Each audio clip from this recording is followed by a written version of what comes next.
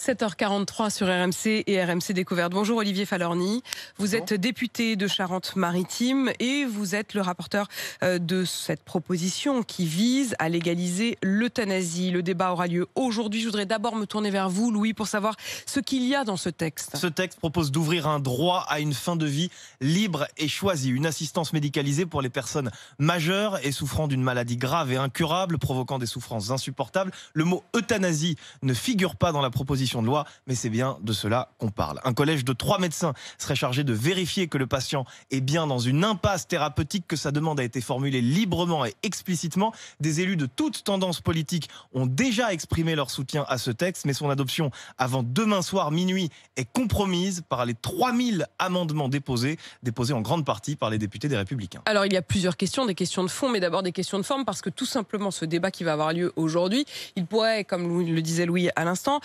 être obstrué, c'est-à-dire qu'il y a 3000 amendements, concrètement une journée de débat. Demain en particulier, demain soir à minuit, si tous les amendements n'ont pas été examinés, le texte sera donc abandonné. C'est donc, au lieu de s'attaquer au fond de votre texte et d'avoir un débat sur le fond, tout simplement c'est une pratique politique pour ne pas même avoir à débattre du fond. Oui, c'est un scandale démocratique parce que, vous savez, quand il y a un projet de loi qui vient du gouvernement, il est arrivé que l'opposition dépose des milliers d'amendements. Ça ne fait que retarder le vote. Là, sur une niche parlementaire, c'est-à-dire une journée consacrée à un groupe, eh bien, si à minuit, effectivement, vous n'avez pas délibéré sur l'ensemble des amendements, vous ne pouvez pas voter. Donc, intentionnellement, un carteron de députés a décidé de déposer des milliers d'amendements pour que les députés ne puissent pas s'exprimer au final sur ce texte. Sur un sujet majeur, c'est un véritable scandale démocratique. Comment est-ce que vous pouvez tenter de contrer cette question démocratique là ? D'abord, vous êtes piégé. D'abord en se révoltant, 272 députés ont signé une tribune. Oui, parmi dimanche. lesquels Jean-Luc Mélenchon, parmi lesquels François de Rugy, vraiment de tous bords. De tous les mouvements politiques.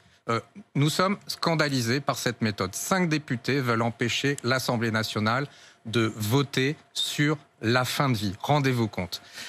Donc, nous allons mener le débat. Je ne retirerai pas mon texte. Je leur dis, parce que la volonté, c'était que je le retire. Je ne le ferai pas. Et quoi qu'il fasse, nous serons, à un moment ou un autre, amenés dans la journée à nous exprimer et à, j'allais dire, voter quelque part sur des articles importants de ce texte. Et dans le pire des cas, l'Assemblée nationale aura prononcé son avis sur le principe de l'aide active à mourir. Son avis sur le principe de l'aide active à mourir, comme vous dites, le mot euthanasie lui-même n'est pas prononcé. Pourquoi ? C'est un tabou ? Alors, aide médicalisée pour dire que ce sont les médecins qui pratiquent cet acte, c'est important. Et seuls les médecins, ils ont une clause de conscience, donc rien ne les oblige. D'ailleurs, c'est une loi de liberté qui n'oblige en rien, évidemment. C'est un droit supplémentaire. La liberté en fin de vie, quand vous l'avez parfaitement résumé, quand vous êtes atteinte d'une maladie incurable, eh bien, vous pouvez solliciter un collège de médecins. Donc, aide médicalisée au décès, ça veut dire euthanasie. Euthanasie, du grec belle mort, c'est le médecin qui donne le produit létal qui vous permet une mort rapide et sans douleur. Mais il y a aussi le suicide assisté, c'est la même chose, mais là, c'est le malade qui ingère le produit. Voilà, donc il y a 2 dimensions dans l'aide médicalisée au décès. Vous en avez d'ailleurs souvent parlé, c'est aussi une expérience personnelle de la mort de votre mère qui vous a fait beaucoup réfléchir à cette question, qui vous a poussé aussi à défendre à ce point l'euthanasie. Elle a souffert, elle a eu plusieurs jours de souffrance à la fin de sa vie. Est-ce que la loi Leonetti, qui soulage la souffrance, aurait pu être une réponse ? Alors je précise, mon engagement ne relève pas uniquement de mon expérience familiale. Elle l'a confortée, elle l'a renforcée. Aujourd'hui, on dit que ce serait une rupture anthropologique d'accepter l'aide médicalisée au décès. On parle beaucoup de la sédation profonde et continue qui est dans la loi Claes-Leonetti. Qu'est-ce que c'est derrière ce beau concept ? C'est un médecin qui arrête de nourrir et d'hydrater un malade. Voilà, c'est l'arrêt de l'hydratation et de la nutrition. Ça peut durer quelques heures, ça peut durer plusieurs jours, ça peut durer une semaine, ça peut durer 10 jours. Quand vous arrêtez de nourrir quelqu'un, quand vous arrêtez de l'hydrater, qu'est-ce que vous faites ? C'est accompagné Qu'est-ce aussi que vous du faites? soulagement de la souffrance. Hein. Oui, mais vous arrêtez de nourrir et d'hydrater quelqu'un. Donc, franchement, Donc c'est la même chose, c'est ça que vous dites. c'est une hypocrisie absolue. Et en plus, vous laissez mourir la personne à petit feu.